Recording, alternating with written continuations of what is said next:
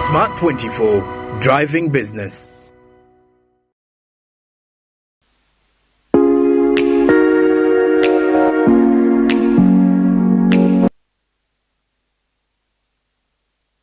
Just here, seated here, I want to assure you that in her you have a gem of a lady coming up. Yeah, she's top of the range. So we want to thank you, Honourable Minister, for giving us the latitude with the board to take some of these decisions that have enabled National Planning Authority to become what it is. Colleagues, I want to tell you that without this Honourable Minister and the board member clause, this authority would be in a different place. They have fought for us in Parliament. They have given us the resources when we had no resources. Yes, you recall a time when we were being given 500 million to do a whole plan. The intention was to fail us. We didn't fail. Now things are so different. I hope that we will commit to deliver planning to the highest level. The board is coming with a number of changes, and I'm hoping that all of us are going to commit to deliver. I know that some of us have been hiding and not working. I am hoping that you will open up and start working. We have also taken a decision that the Wednesday meetings are compulsory. The think tanking capacity of this institution must be returned. And you know that your Honourable Minister is one of the think tankers of this country and the members of board. So we are going to be requiring each of you to lead and make mistakes. But you are going to be required to lead. Whoever we give you a topic, you must lead it. Then your contracts will be renewed according to your performance. I wish you all the best, Honourable Minister, as you're here. May I take this honor to welcome back the chair and request the chair to address us. And then after the chair has addressed us, the chair will invite you, Honourable Minister, to address this gathering. And I want to thank you so much for coming. And we are also hoping that in the new place we are going to, administration, the Honourable Minister will have an office. And the Honourable Minister has already committed that he will be coming to be with us on the days where he has time. And we will provide that office for you, Honourable Minister, because we want to be as close as we can be to you.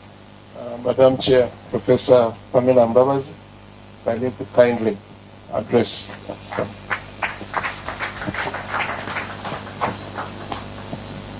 Thank you very much, ED Dr. Joseph Muvawala, our Honourable Minister, my colleagues, the new board, the brilliant team here at NPA, ladies and gentlemen. I'm really humbled, and I want to thank the Almighty that we are back here to lead an amazing winning team, and we really need to put our hands together and give glory to God and thank Him for giving us an opportunity to serve our country again. It's not often that you serve your country and you're requested to continue, and in this I want to thank in a very special way our Honourable Minister. Thank you, Honourable Minister, for recommending us again. And of course, by extension, I want to thank on behalf of my team, His Excellency, for the confidence that he has expressed in appointing us back to come and contribute further to the development of our country. I really want to appreciate you all. I want to thank the team for working extremely hard, because it's because of your hard work that we are also being appreciated. And we don't take that for granted. We treasure each one of you in your varying capacities and capabilities.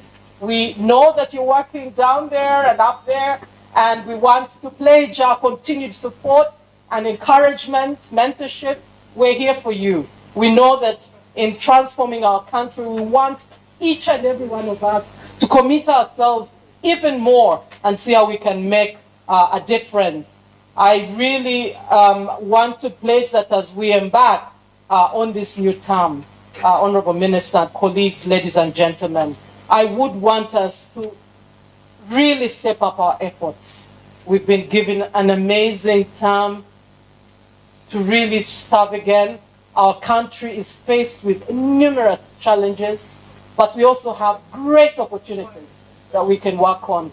We are being relied on to do the deep thinking and give direction. And I really want us, as we committed in the board meeting earlier today, that we work together. We work more deliberately and intentionally to really deliver on our mandate and see how, with our shared responsibilities, ensure that we do things differently. I don't think we have the luxury anyway as a country, but also as NPA, to continue our laissez-faire way. So as the AD was mentioning, we want to do a little bit of shake-ups and see how we can try and deliver better. And we will be rolling out those suggested ways in how we want to operate so that we can deliver.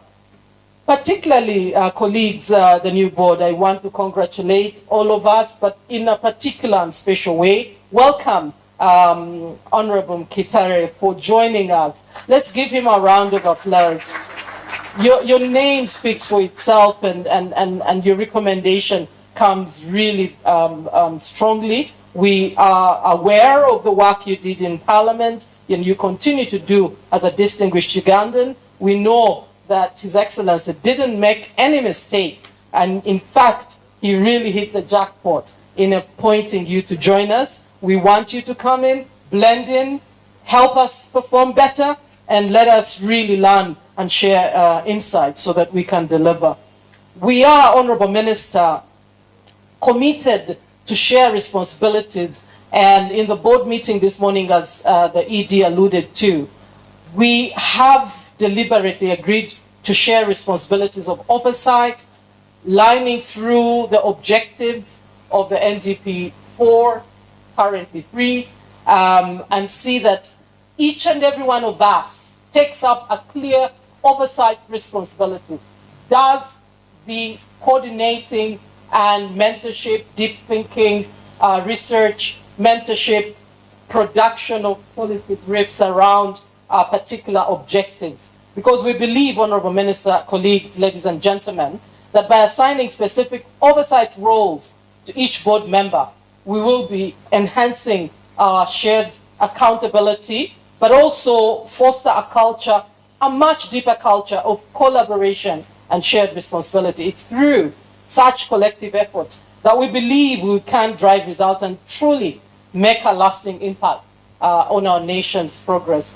Furthermore, Honorable Minister, we want to pledge really working much more committedly with you to elevate the work of the National Planning Authority. We are very sure and confident and pray that we can together transform NPA into a center of excellence in planning, setting the standards for strategic development initiatives and policy formulation for our country. I do not want to take much time because we're here to listen to you. Inaugurate us, give us your blessings and wisdom on how we're going to work even better in this term. So in conclusion, I'm excited, and we are all excited about the possibilities that lie ahead of us. I want to call upon the amazing team to really embrace this opportunity to work together, harness our collective strength, and drive positive change for our nation. I am confident that with our dedication, our expertise, and shared vision, we will achieve remarkable outcomes and leave a lasting legacy for generations to come. Thank you, team. Thank you, ED. Thank you, management. Thank you, everybody. And indeed, our Honorable Minister, for your commitment, dedication, and unwavering support. I really want us to embark on this new chapter with a lot more enthusiasm. You're aware His Excellency has started the fight on corruption. We are doing research on corruption. We are working on the NDP 4. Let's make things happen. I'm sure that together we can shape a bright future for our nation. Thank you, and God bless you immensely. So it is my singular honor and gratitude to invite you, Honorable Minister, to come and speak to us. Please come and tell us your wisdom. Let's have a round of applause, please. Feel free, Honorable Minister, where you feel comfortable.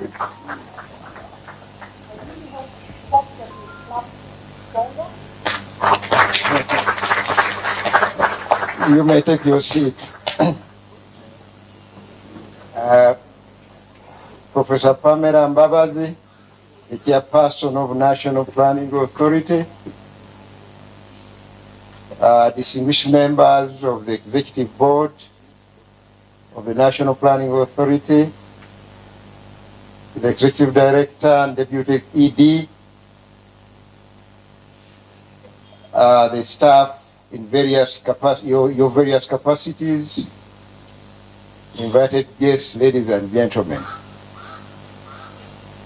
I stand before you today with a sense of pride and optimism as we embark on this journey together as stewards of our nation's development. First and foremost, I congratulate each and every one of you on your appointment to the Executive Board of NPA.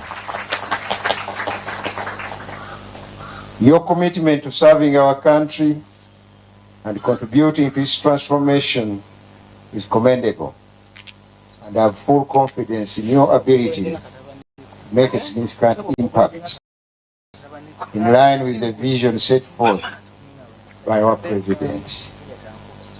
As we take on this crucial role, we must acknowledge the challenges that lie. You all know we have several challenges, and I'll point out some.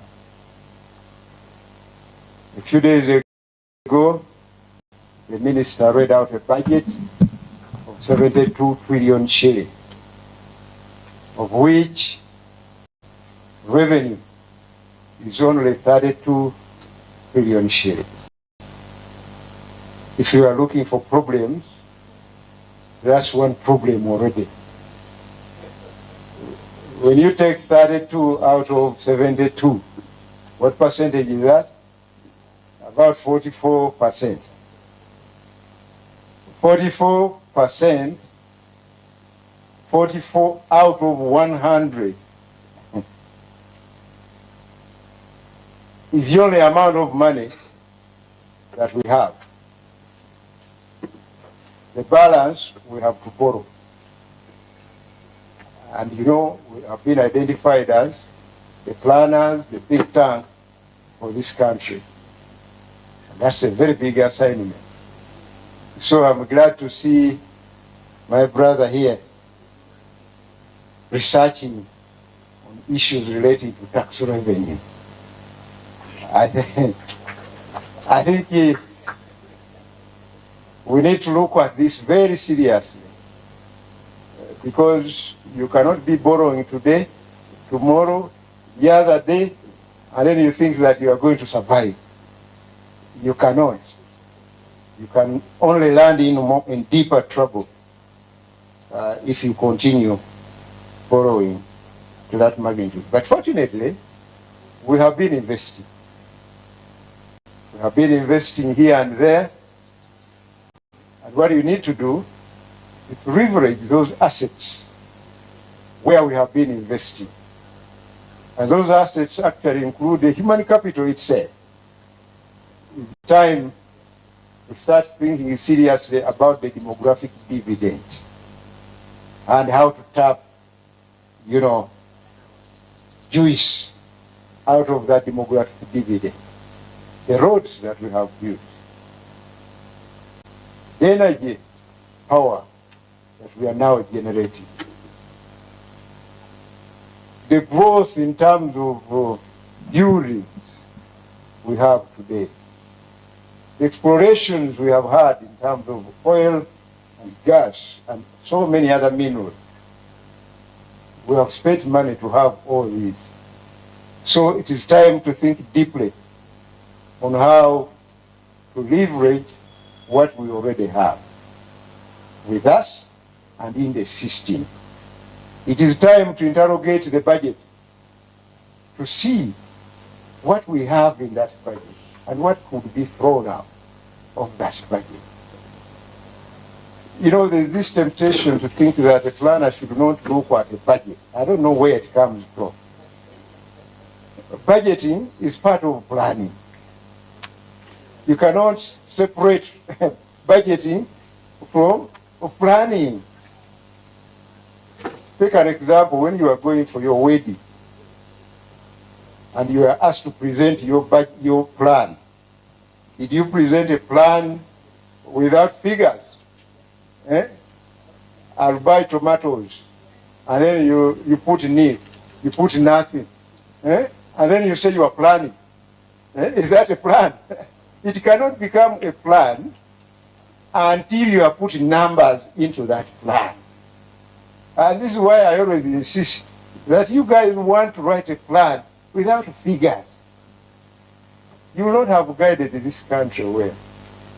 So with these challenges, we need to guide the country that you have to invest like this, in this direction, this amount of money, and let the country say no. But you will have played your what? Your part. This is what we are saying. So we have all these challenges. A highly growing population is a big challenge. Very soon, I think around the 25th, we have applied to release the census results. And then you will see the numbers. That the population is growing, and you have a very young population without jobs. Sometimes I see you writing and you say the unemployment rate is 6%. And I laugh. I say, but if you took a sample of 10 people, how many are employed? You randomly select them and say, are you employed? Are you employed? You'll be surprised. He's saying 38. But me, I would even put it at 68. Because some of them are just disguising, pretending to be employed when they actually are not employed. They are only trying to survive. And this is what is happening. So we are really challenged to create jobs for this population. How? That's when the planning comes in. So as we take on this crucial role, we must acknowledge the challenges that lie ahead. We are tasked with the responsibility of doing more with limited resources. Doing more, and that is the productivity I always talk about. You do more with the same resources or with less resources. And then you say that you're productive. Now the problem is sometimes we tend to raise the costs and we produce less. That's not productivity. So let's try to optimize the resources we have by generating more out of those resources. And that is the productivity. The value of what you generate with the cost of that resource. We could even contemplate all of us cutting our salary to save this country from borrowing, if that's what it takes, so that the country can produce more with less. So we are challenged. I'm telling you, we have challenges. You cannot have a country where you can only raise 44% of the budget and the rest you are borrowing. You keep recycling debt refinancing. You accumulate, you add more each year, and then you recycle. You add more and you recycle. So as planners, we have a duty there. So we are tasked with the responsibility of doing more with limited resources, and it is imperative that each member of this board makes their individual contribution count. So we expect from you individually this business of saying collectively, after all, so and so is working, me, I can take a nap. So and so is working. Collective, we are board, so we take decision together, we work together. Collective responsibility. Now we shall be looking at you individually and what you are contributing. I've been working closely with the chairperson to define clear key performance indicators for each board member to ensure that we operate efficiently, economically, and effectively. And therefore, accountability is paramount. When we talk about accountability, many of you think about money, accounting for money. But we can account for our existence, for our positions. You are there, you are a board member. Can you account why you are there? What are the results? And that is the accountability, which I'm saying is going to be very paramount. And we no longer have the luxury of working in a laissez-faire manner. You know, in economics, a laissez-faire atmosphere is one when you let the market forces determine the outcomes, the equilibrium. In this situation, it's not going to be, we are not going to continue that luxury of working in a laissez-faire atmosphere. So we have to individually perform, target, and achieve our targets. It is imperative that we deliver results and drive progress in a focused and disciplined manner. For me, my job is to put pressure on the chairperson and the board, and then they will exert that pressure on you. So when you feel pressure, know where it is coming from. So they will be putting pressure on you, because we cannot allow a situation where we have problems, we have planners, but nothing is happening. The planners must really come out. Like during those days of COVID, when you came up with some model, you were able to demonstrate to the country whether the model was working or not. At least you came out with something, and the country and the country was very happy. You know, we are confined in our homes, and I sat there, I saw NPA with the model, and the president was actually using the model. So I think a planner should come out in situations of this kind. When people sit back, a planner does not sit back. You must come out and propose a solution. There must be a solution to everything from the planner. Even if you don't have one answer, import it from somewhere. But you have to be seen to be active and present. In this regard, therefore, I hereby assign the NDP 4 strategic objective themes. You know that NDP 4 has strategic objectives, and they should be on your fingertips by now. Objective 1, this. Objective 2, this. So now, we are calling those objective themes, and I hereby assign those NDP 4 strategic objective themes to specific board members as follows. Professor, and as I read out the theme, you give a round of applause for that appointment.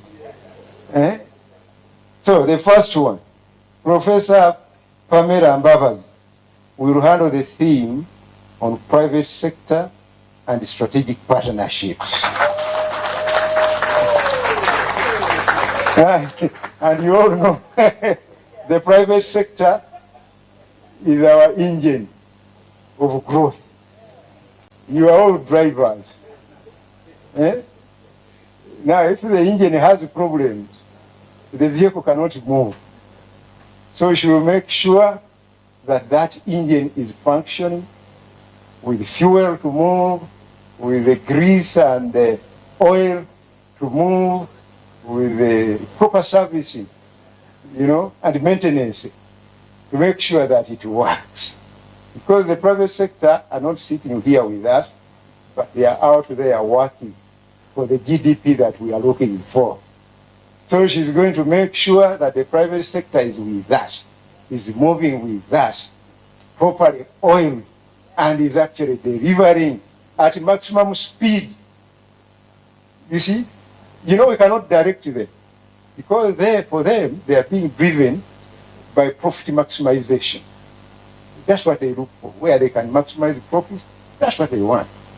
But she's going to be, making sure that they are moving. As they maximize their profits, they are also delivering on the goods and services. Now, Dr. Rule, by the way, I should officially inform you that he is no longer simply a board member, but is now the deputy chairperson he has been elevated to that level. And is being asked to handle the theme on production, value addition, and institutional development.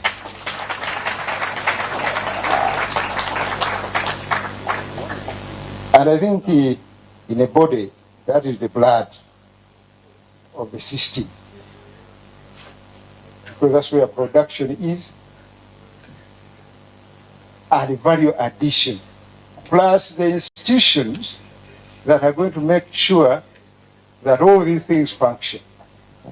Because without institutional development, without enough capacity, nothing will function.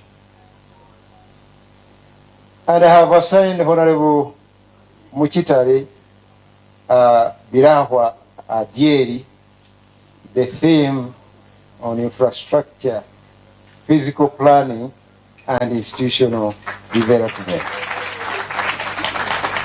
I think that's not enough for a new man. Yes, I know he loves physical planning. And you know how underrated physical planning has been in this country. We don't think about it, but we don't want to live in those environments that have not been planned at all. We don't want to live, none of us wants to live in that kind of environment, in a slum, in a city that is not looking like a city, And since physical planning will soon be coming here, 4 bills were assented to. I didn't see the National Planning Act there, but we hope it will come. Some were not assented to, actually many. We hope another lot will be coming. They also associated with that responsibility of infrastructure physical planning is institutional development. In infrastructure, this infrastructure has been consuming a lot of our money, that budget. If you look at it, that's where we have been spending more heavily than any other sector. However, this infrastructure is getting depleted very fast, and it requires maintenance. And this infrastructure is being developed at a very high cost when you compare the numbers. So it's very important that you look at those challenges. And now, the congestion. We need a seamless system of infrastructure development. We need to see ourselves using a lot of more rail transport and marine transport as well, for both goods, services, and people. That Lake Victoria is a God-given resource, but we leave it there, we don't utilize it, and I don't know what God is saying about that. One day he might create floods out of it and say, these useless people, I gave them a resource, they are not using it. So, Honorable Chitale, you are challenged to make sure that that water infrastructure is optimized in terms of how we utilize it. Now, Professor Chiremire will handle the theme on human capital development.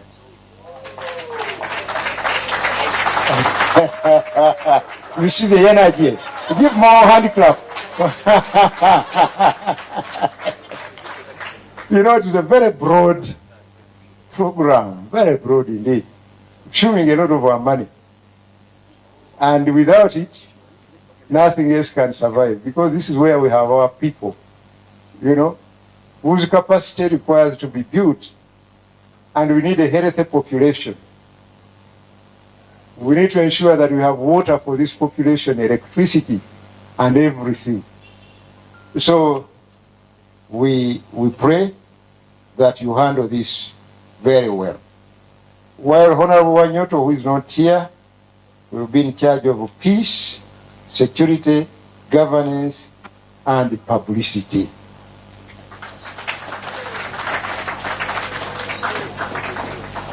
These are very important, but I want to underscore the issue of publicity. You know, sometimes you need to blow your own trumpet so that people know that you are there. Eh? Even the Bible talks about it. Who of you lights a candle and then you cover it? Eh? With a chibo. Eh? You lit a candle and it's covered.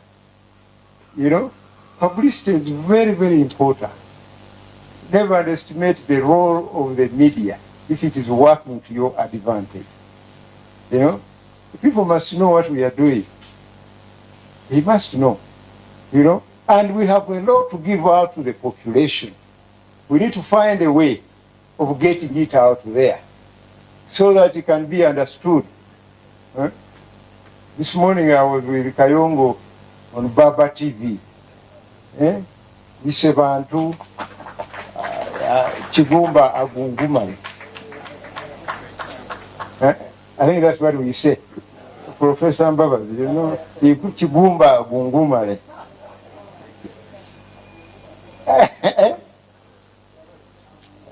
What does it mean? These are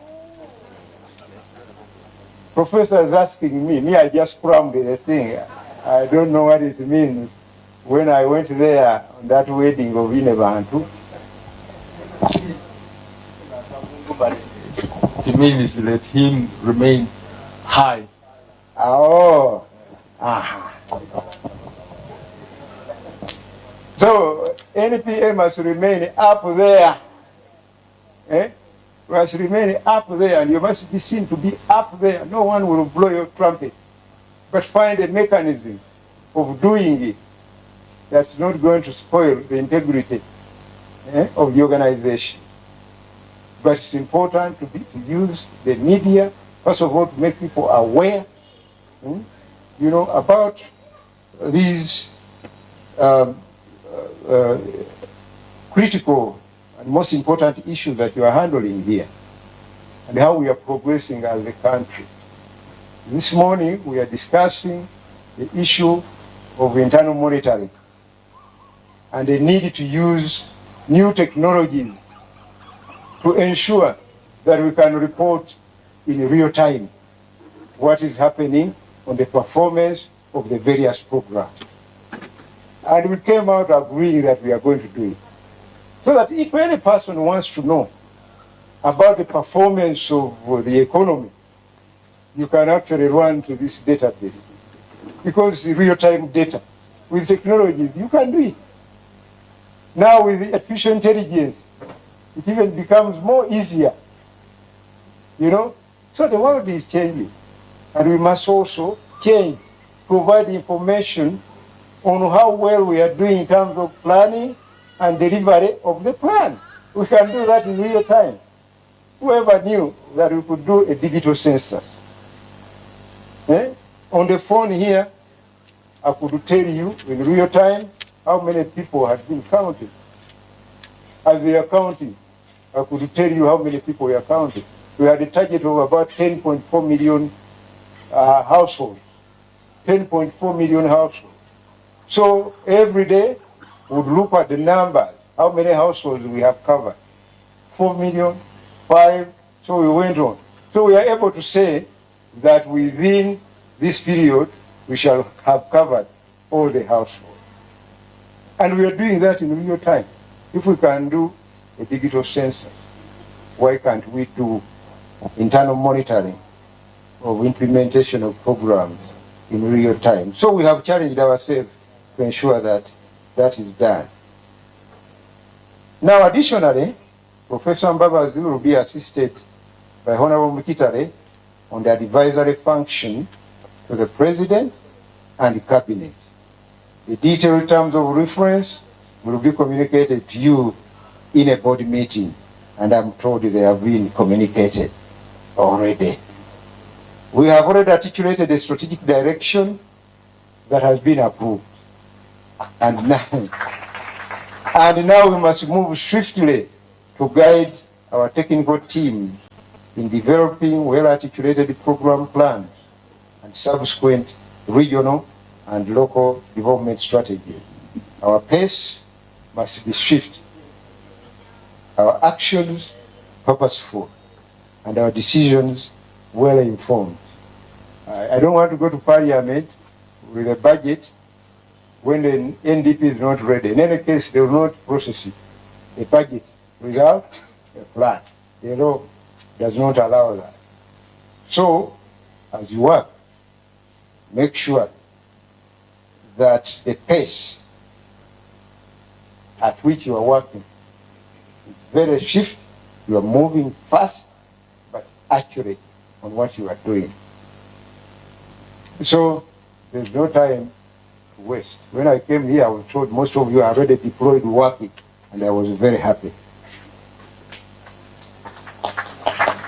So, ladies and gentlemen, as we gather here today for this important swearing-in ceremony, the swearing-in was actually done.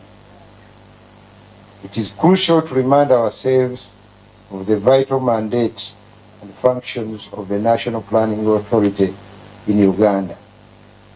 The NPA plays a pivotal role in coordinating and overseeing the implementation of national development plans. The role of coordinating and overseeing, listen to this, overseeing the implementation of national development plan. Now, how do you oversee implementation without monitoring what you are overseeing? How will you oversee? Formulating policies, conducting research, and providing invaluable advice on social development issues.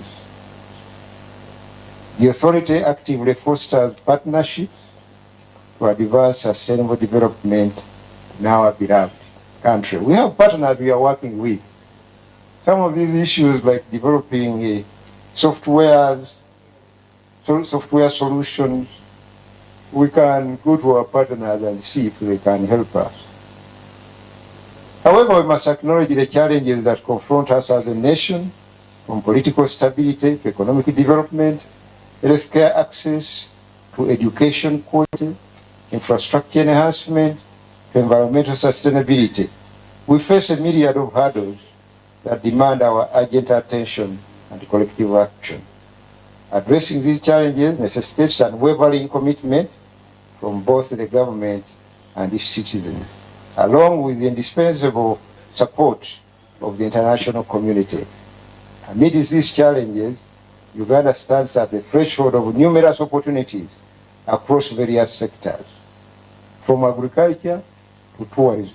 We are a God-given country, but we have not harnessed these opportunities. Energy to technology. There exist vast possibilities for growth and advancement. Agriculture presents opportunities for increased production and productivity and value addition, while tourism offers avenues for ecotourism and cultural enrichment. Actually, that is an opportunity, I don't know, for some reason we have not tapped into very, very effectively. I got annoyed to hear that in Rwanda, gorilla permits costs 1.5, and the Uganda gorilla permits cost how much? 600. Can you imagine? When the gorillas are residing in Uganda. Yes. So I'm telling you, I was telling you, when I went to Singapore, I failed to find space in hotels. The first hotel, I was supposed to be there for 5 days. 2 days I was in one hotel. I thought they would allow me to stay there for the 3rd day, 4th and 5th. After the 2 days, they said you have to vacate. Please allow me. They said no, we already booked. I went to the second hotel to ask for the remaining 3 days. They said we can only give you 1. So I stayed for 1 night, and then I moved to a 3rd hotel where I stayed for the remaining 2 days. This points to how countries have exploited the value of tourism. Small country with so many visitors, they use double-decker aircraft from Dubai because they are carrying so many passengers for tourism. And they make a lot of money out of this tourism. So we really need to exploit this potential and make this country rich. And indeed, this is where I started from on issues of mobilizing revenue. And this one is a hanging fruit. So the energy sector holds promise for renewable energy projects, and the burgeoning fields of technology and innovation provide fertile ground for startups and tech-driven solutions. Let us seize these opportunities, confront our challenges head-on, and work hand in hand to steer Uganda towards a future defined by prosperity, sustainability, and inclusive growth. As we grow, let's not leave anyone behind. Together, let us embark on this journey with determination. We can only win if we are determined. Let's be together. Let us be determined with all the energies and optimism, knowing that our collective efforts today will shape the Uganda of tomorrow we all want to see. In due course, we will address the issue of remuneration, but let us first focus on settling into our roles and delivering on our mandates. I urge each of you to work diligently, honestly, and ethically to fulfill our mission. Let us offer our technical expertise and guidance to all stakeholders, fostering collaboration and driving the transformation of Uganda.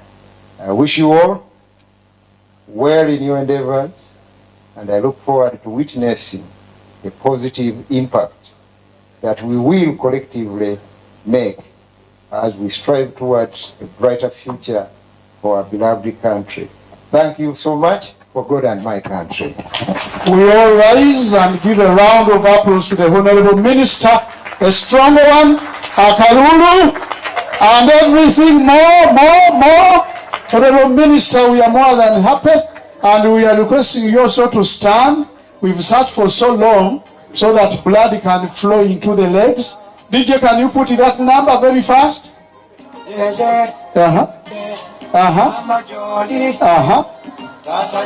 Yes. Hello. Corner. Dance a bit. Honorable Minister, you are leading us slow. Yes. Minister Nomuyimbi. Corner dance. People who have been sitting for long.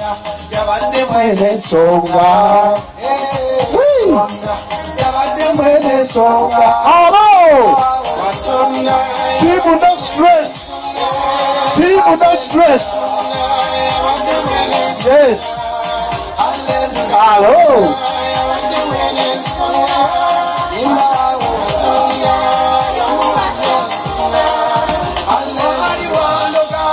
Enough.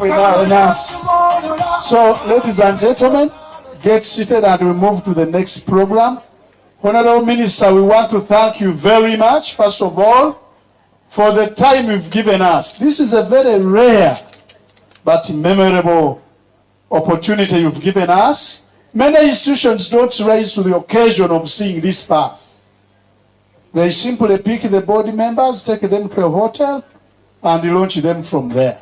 How happy are we, NP? Another round of applause to the minister. Honorable Minister, thank you for being a pro-people person. You are keeping among your people. Allow me bring it to your attention, sir, that NPA is moving. As I speak, we are live streaming. Actually, I've got a message from one of your voters. They are saying, Amosoye in the village. We are live streaming. Everything is on air. So NPA is already high. Allow me, Honorable Minister, also recognize the media in the house. We have NBS is here. So we are not seated. We have NTV is in the house. We are also saying, Baba, where you've just come from, Naboba Kulengena, we are there. We are also saying, Smart TV, which is live streaming, is just in front of you here. Then we are also saying, UBC, we cannot forget, our partner in the struggle, is in the house. Honorable Minister, allow me also say we've got powerful influencers. They are here. What is happening here is already on the media. You will find yourself there. So as you call upon us to popularize the plan, we are going to do it. And we are ready. This team, as you can see them, members, are we ready? Can we go? Those who are ready say, yeah, yeah, yeah. So, Honorable Minister, we are on course. And we shall do our best. Allow me now, Honorable Minister, to take you to another program where you've inaugurated the board, and we are saying we are going to have a cake as one of the things that will always remind us that as the board was coming on board, we had to cut the cake. So may I request Madam Joyce and team to bring the cake forward so that we can cut it. We are bringing it in the middle.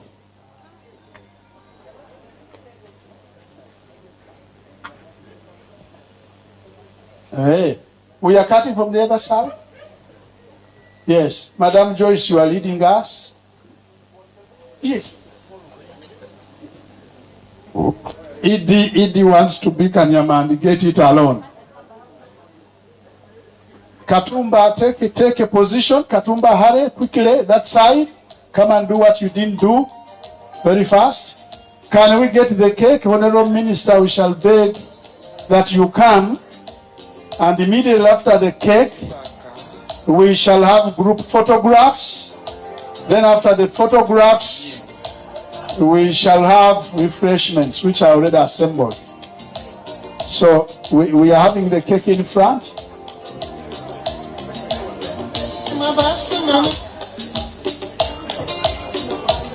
I've never seen an ED with Kanyama, but ours is Kanyama. Give him a clap. He's leading by example. But can you imagine, the whole Katukiro of Busoga is lifting a table. Thank you, sir, for that example. He has done it and it has passed. And you see the same person, tomorrow is signing our check for the salaries. Thank you, Edie. Thank you in advance. So may I have the Honorable Minister stepping forward, accompanied by the new members of the board.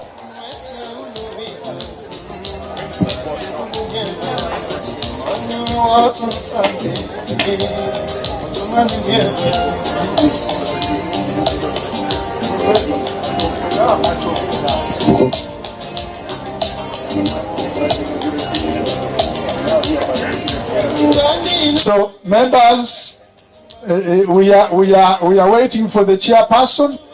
The chairperson is the other side. The deputy chairperson is one side. Professor Pamela, we are waiting for you.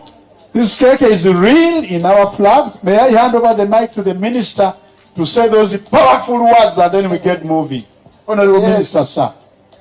Having said what I said earlier, I'm now officially, by cutting this cake, inaugurating the new NPA board. Please join me to cut this cake. Obugalo! Oh! There we go.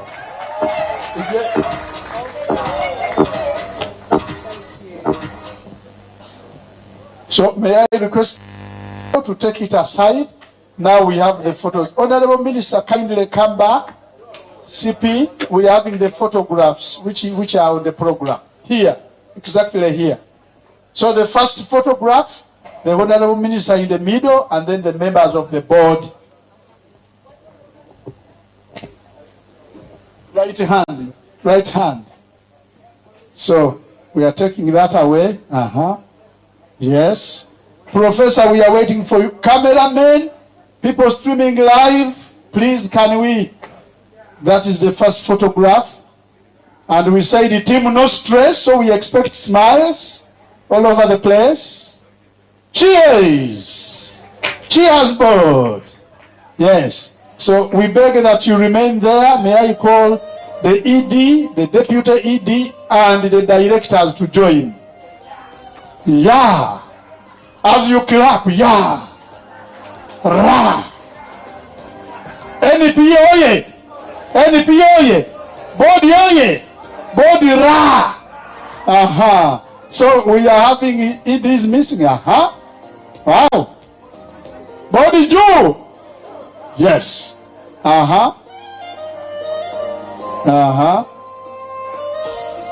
Members taking the picture beam, oh, spot on. Wow. So now I'm going to request the Honorable Minister and the board members to remain there, and then I call the managers. The managers join that team. This is an opportunity. You never know. You can go for parliament and then you sure have been with the people here. Ozanya. Managers, all managers, please. This side you will still have space. Managers, oh yeah. Managers, oh yeah. So those are the managers. Yes. Congratulations, managers. I think yours is done. Hey, there is one more. Now I want to bring senior planners.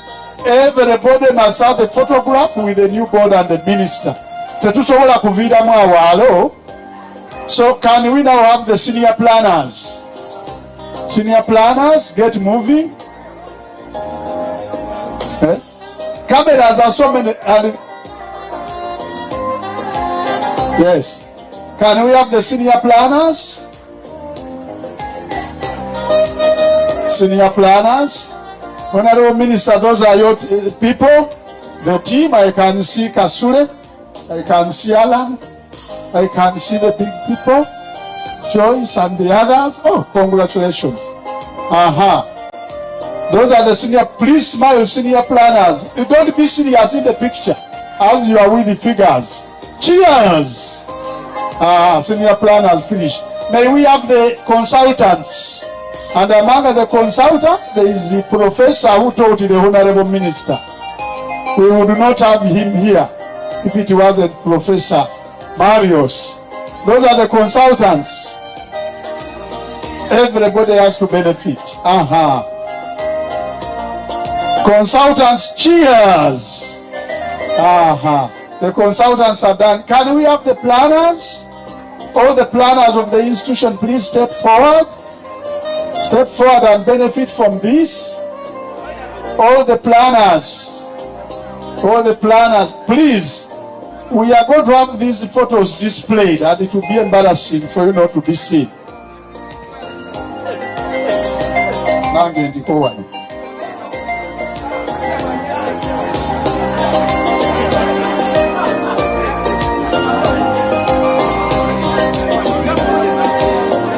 Planners, yeah.